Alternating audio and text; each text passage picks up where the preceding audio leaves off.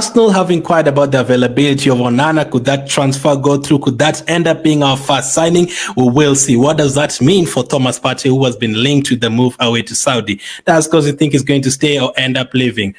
Right, so the transfer window is officially open. So let's get to the transfer news now. We've been linked to a lot of midfielders this transfer window already. Bruno Guimaraes, that does look like it's going to go through. Douglas Luiz looks like he's going to end up at Juventus. We've been linked to Zubimendi, been linked to Joao Neves, and many others, for fun as well. We've also been linked to Onana, and this is the news that came out last night.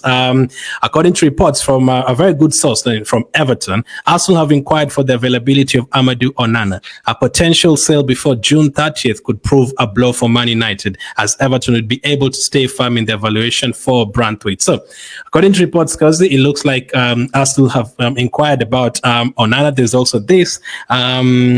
Sky Sports understands the Champions League club has made an official inquiry to Everton regarding midfielder Amadou Onana. The 22-year-old Belgium international is expected to leave this summer and is valued at around 50 million. So, because do you think this is the midfielder we are going to see? Because the Champions League team and the Champions League team, probably us. I don't think it's Man City. I don't think it's Liverpool. It could be Aston Villa because they're selling Douglas Luiz. You never know. They could want Onana there. But let's assume it's Arsenal because the Everton outlets is saying that Arsenal have inquired about Amadou Onana. Do you think this is the guy that says going to go for this? This is the guy that we're going to pick? Well, I mean, I've seen also a report from the BBC confirming that Arsenal are at the club that have made the inquiry to Everton to explore the conditions on Amadou Onana. Now, personally, I think that interest has been there, and of course we have reports that the Onana deal has sailed on. Arsenal are no longer interested, this and that, blah blah.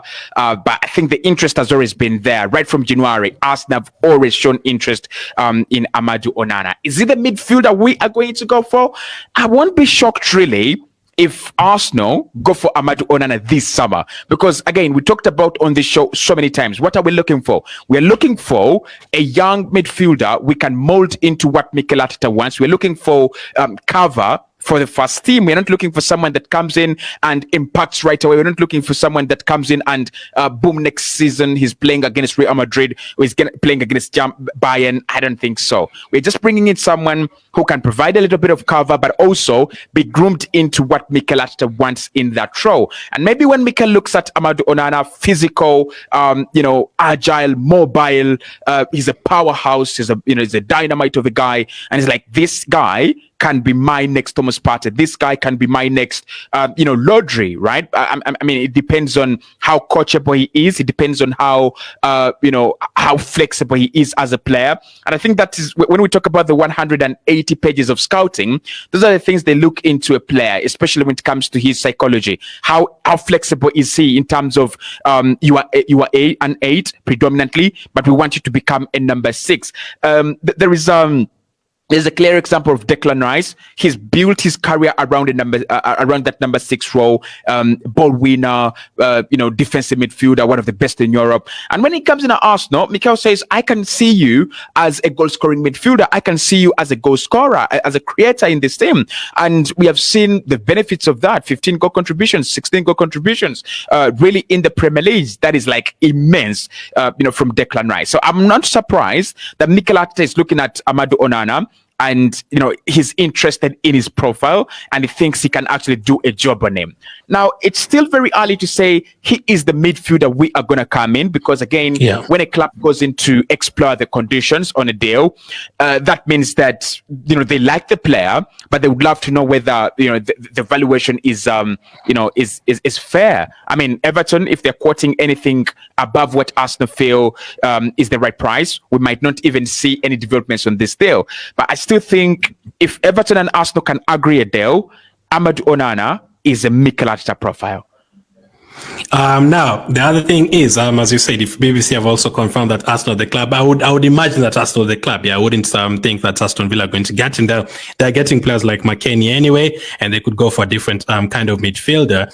And they're saying 50 million is valued at around 50 million. Now, we talked about Onana like a week ago, and I think you said something like you'd be willing to pay like 30 or something. And they want 50. Now, do you think it's worth that?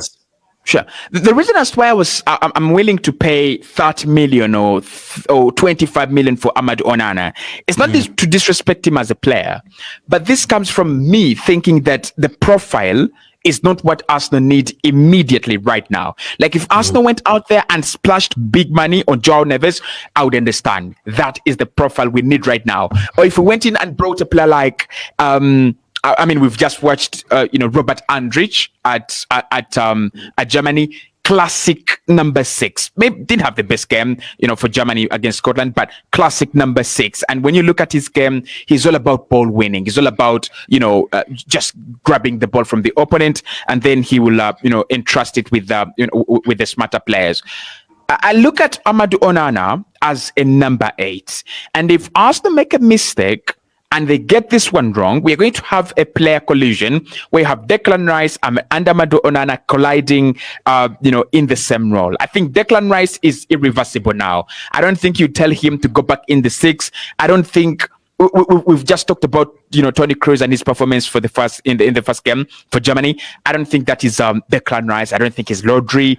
We're going to see better defensive midfielders, in terms of holding the midfield and just having so many touches.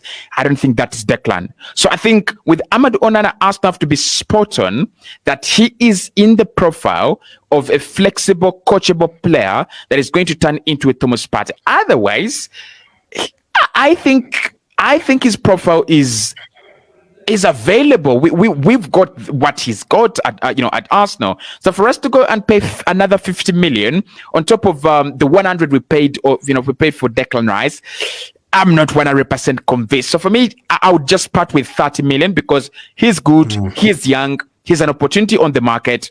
30 million, that would do the deal. 50 million, kind of an overestimation. Yeah, so as I've made my midfield thoughts on the midfield clear, and I've always said if Partey is there and Rice is there and Onana gets signed or Fofana gets signed, then we can bring in Onana for the last 20 minutes for Partey, or you can bring in Onana for Declan Rice. Sometimes he can start and Declan Rice can rest. Absolutely no problem. But it's looking like this guy could be coming in. I'm starting to feel like as a replacement for Partey. I'm really starting to feel like that way.